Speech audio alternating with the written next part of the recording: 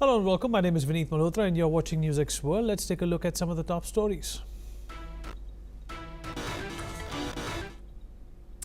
India slaps an immediate ban on imports from or via Pakistan after a deadly Kashmir attack on tourists heightens diplomatic tensions.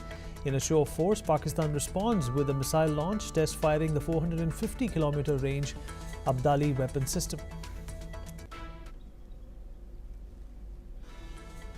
General election voting closes in Australia. Australian Prime Minister Anthony Albanese wins re-election. Opposition leader Peter Dutton concedes defeat. A Ukrainian drone strike hits Russia's Novorossiysk and damaging a grain terminal and homes. 5 people are injured as the city declares a state of emergency. Ukraine remains silent while Russia claims it fired 183 drones and 2 missiles on Ukrainian targets overnight. President Trump proposes a $163 billion budget cut, slashing funds for education, housing and medical research. The plan boosts Homeland Security spending by nearly 65% as the administration doubles down on immigration enforcement.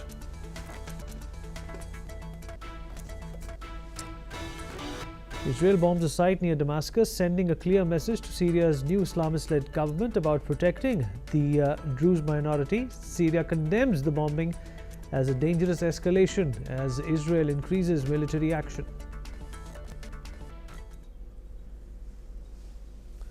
Germany's Foreign Office defends labeling the AfD as right-wing extremist party after strong criticism from US officials, including J.D. Vance and Marco Rubio. The country's intelligence agency says that the AfD promotes exclusion based on ethnicity. Prince Harry says that he's devastated after losing his appeal to reinstate automatic police protection in Britain, a decision the court called predictable after stepping down from royal duties and moving to the US. Harry says he can't safely bring his family to the United Kingdom.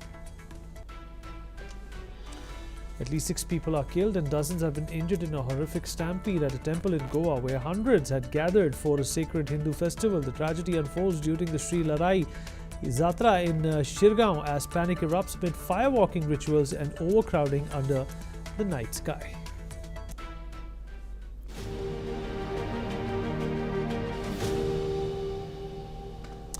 All right, Anthony Albanese has claimed victory in Australia election 2025 and the Labour Party has won with 29 seats and the opposition leader Peter Dutton has now conceded defeat.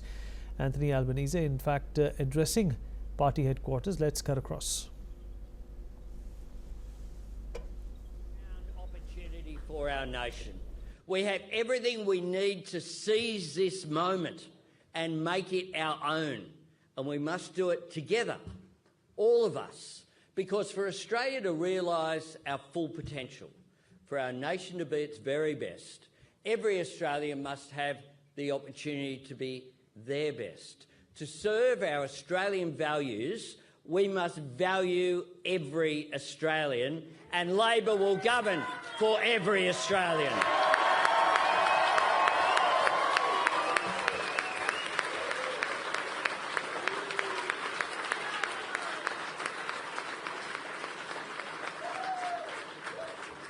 Every Australian who wants a fair go at work, fair wages for their work and the right to disconnect when they're done with work. Every Australian who deserves the security of a roof over their head or dreams of owning their own home. Every woman who wants her contribution to our economy and society to be valued equally.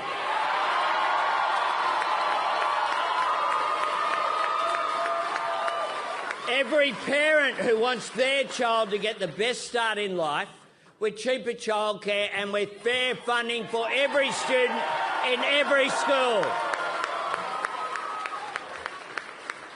Everyone who counts on the National Disability Insurance Scheme.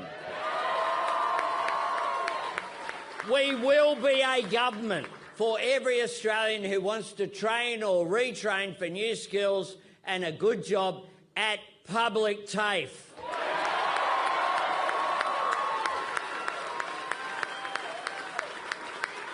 every Australian who works hard for the life-changing opportunity of higher education and wants 20% cut from their student debt.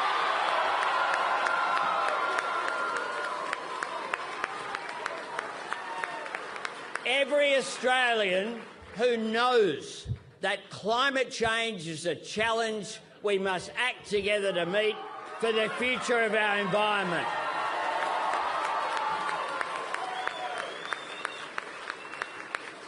And knows the fact that renewable energy is an opportunity we must work together to seize for the future of our economy.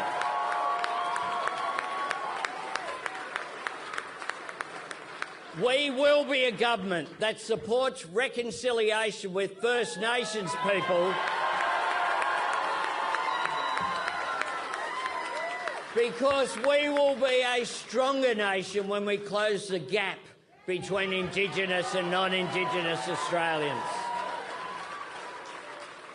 And friends, we will be a government that relies and helps every Australian who relies on Medicare. Because this card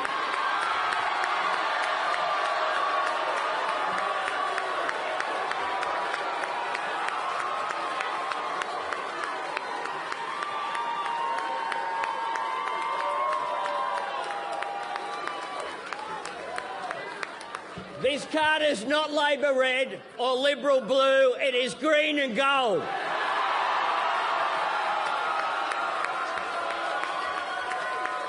It is a declaration of our national values in our national colours. Medicare belongs to all Australians, and together we will make it stronger for all Australians. Friends, I stand here tonight as the proud leader of an extraordinary team. I stood on the hallowed turf of the G this morning, doing live crosses making that point. I want to thank all of my colleagues, beginning with my friend, our incredible Deputy Prime Minister, Richard Marles.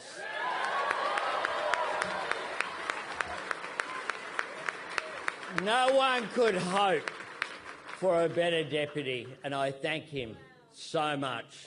My friend and our Senate leader, Penny Wong, and her deputy,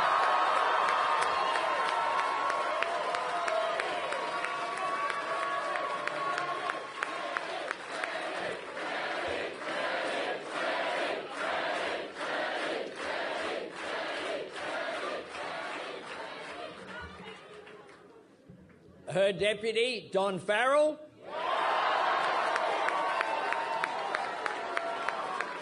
our economic team led by Jim Chalmers and Katie Gallagher, our campaign spokesperson Jason Clare, and we've got a bit of a shared party tonight, and Berkey's here, the member for Watson.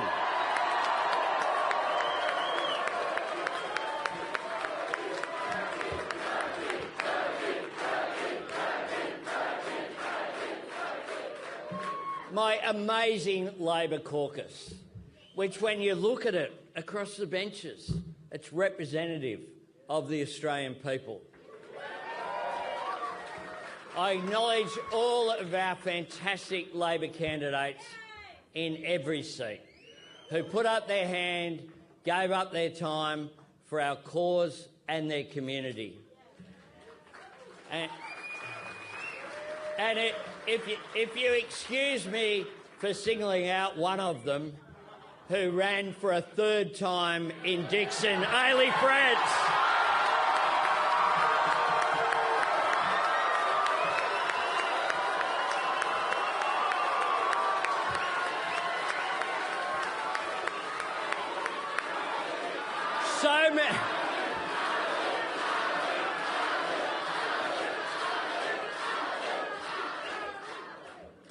So many of whom will be joining us as caucus members in Parliament. I want to thank the people of Grainler, most of whom are here tonight.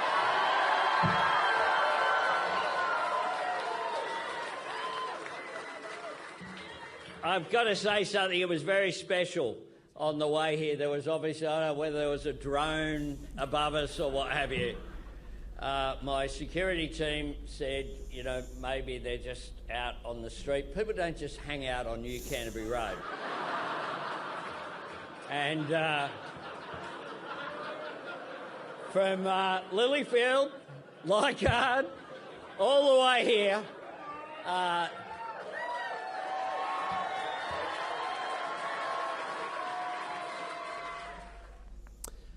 All right, Anthony Albanese's Labour Party has secured the majority and won the federal elections. And according to latest poll results, with the 43.1% votes counted, Labour has passed 85. Australia's opposition leader, Peter Dutton, has conceded defeat in the general election.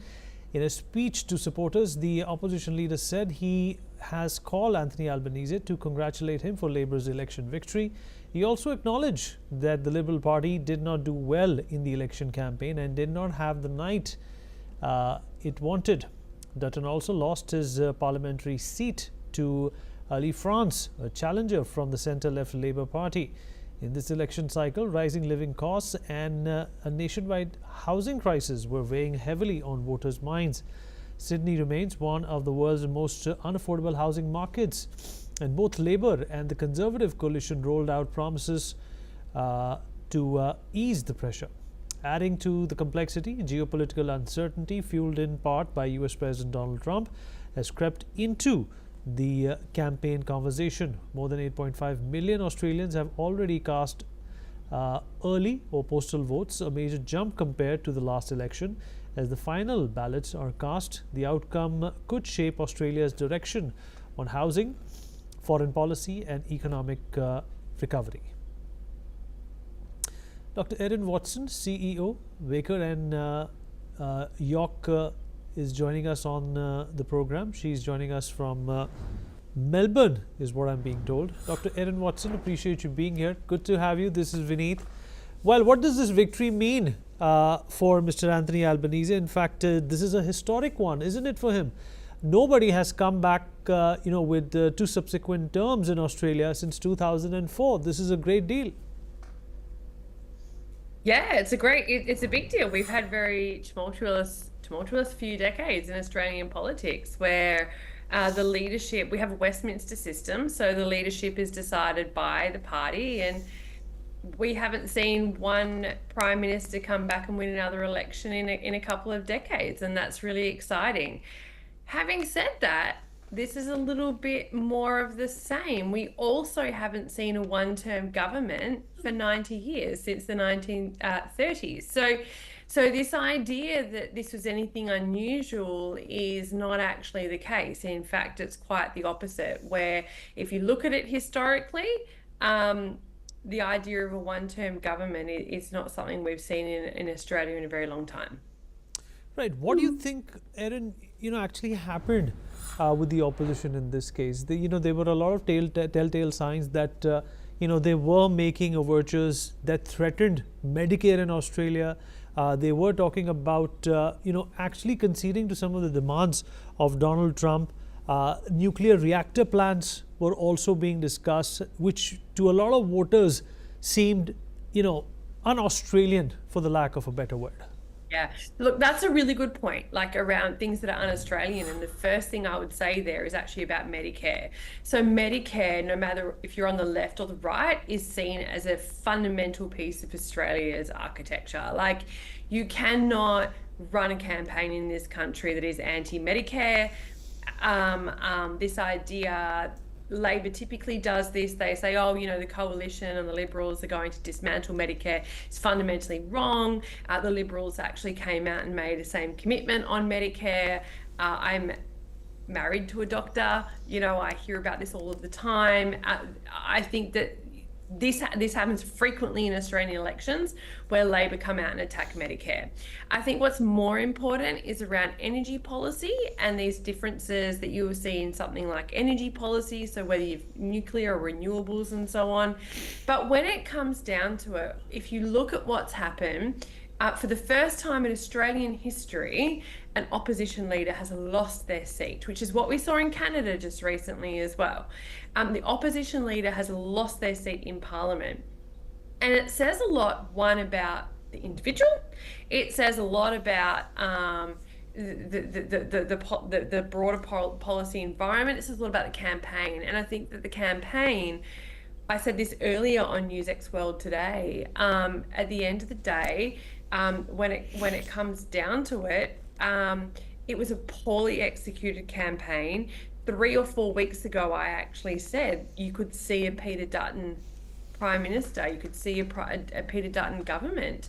The reality is that the policies and the costings were announced too late. The policies and the costings were really overshadowed by issues like childcare arrangements, like working from home arrangements, which overwhelmingly affect women, and women have a big part of the vote here. So those sorts of things really played against Peter Dutton. So I think it's more, it says a lot about Peter Dutton as the individual, as the leader, having lost his seat. But the other big pointers are very much about what happens historically here in Australia. And Erin, there's also another salient aspect of this election, which is in fact very, very surprising. And that is that there has been a generational shift in, the way people vote in Australia, with younger voters this time outnumbering baby boomers for the first time. How would you describe that? That is something that Australia has not seen in the past.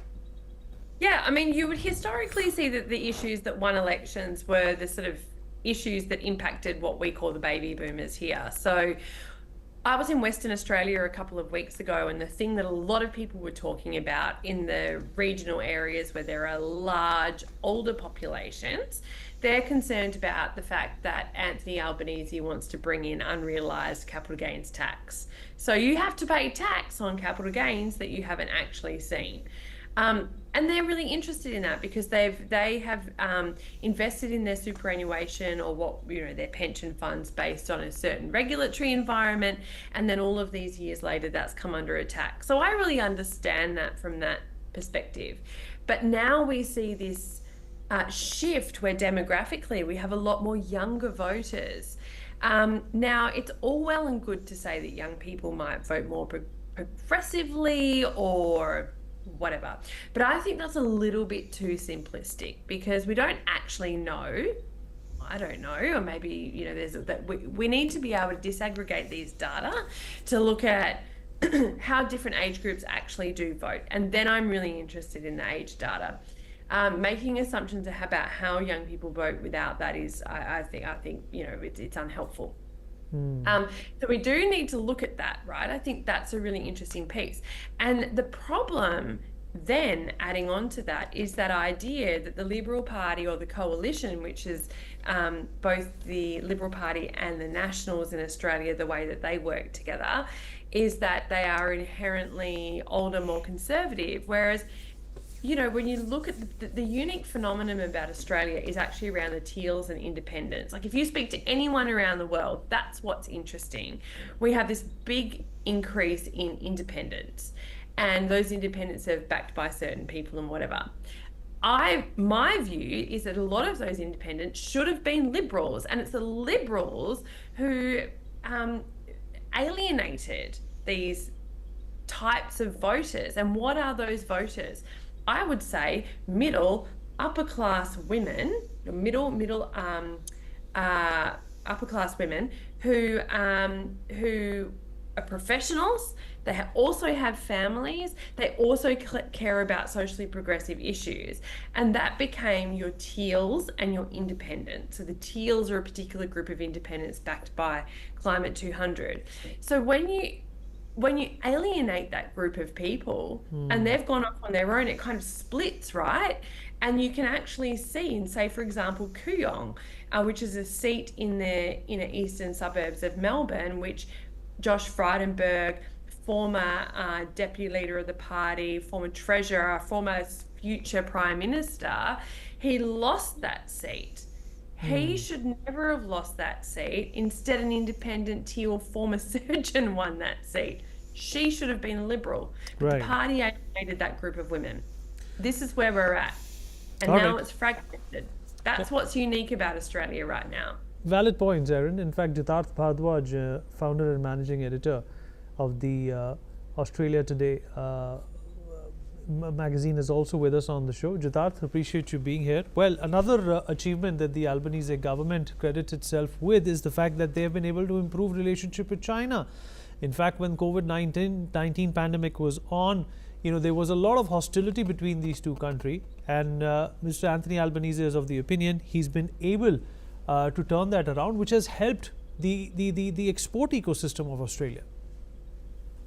I think, Vineet, that is fair point when Prime Minister Albanese makes that. However, this whole election was fought on very local Australian issues of cost of living. And nobody else but Liberal Party is to be blamed tonight when we see the kind of results which are in front of us. Labour Party has run the campaign against Liberal. However, Liberal Party has run a campaign just answering the queries which were put by Prime Minister and his colleagues throughout the day, and that too in a very dismal manner. And they could not bring through anything. No point was taken home every evening. And the kind of policy flips Peter Dutton and his colleague did, that is primarily is the reason of them having 38 seats. I think this is one of the worst results in Liberal Party's, at least what I can see in last 35 years. This is the worst results. I don't know how Liberal Party will go through this. However, now the trio of Prime Minister Albanese, Foreign Minister Penny Wong, and a person sitting overseas, that is ex-Prime Minister of Australia, Kevin Rudd, they will be running the foreign policy of Australia. When you say that Australia has made amends with China, Kevin Rudd is the mastermind behind what has happened in last 2 years or so under previous Liberal government. The relationship went to the bottom line. But Kevin Rudd really worked hard on it. He took Prime Minister Albanese to China. The visit wasn't of liking to many, but what it did was it made China not to be very aggressive towards Jitarth, appreciate your feedback, and I appreciate your inputs as well. Thank you so much to Erin and Jitarth for joining us on this important event unfolding in Australia. Well, that's all we have for now. We'll continue to bring you more news and updates from around the world. Thank you for watching.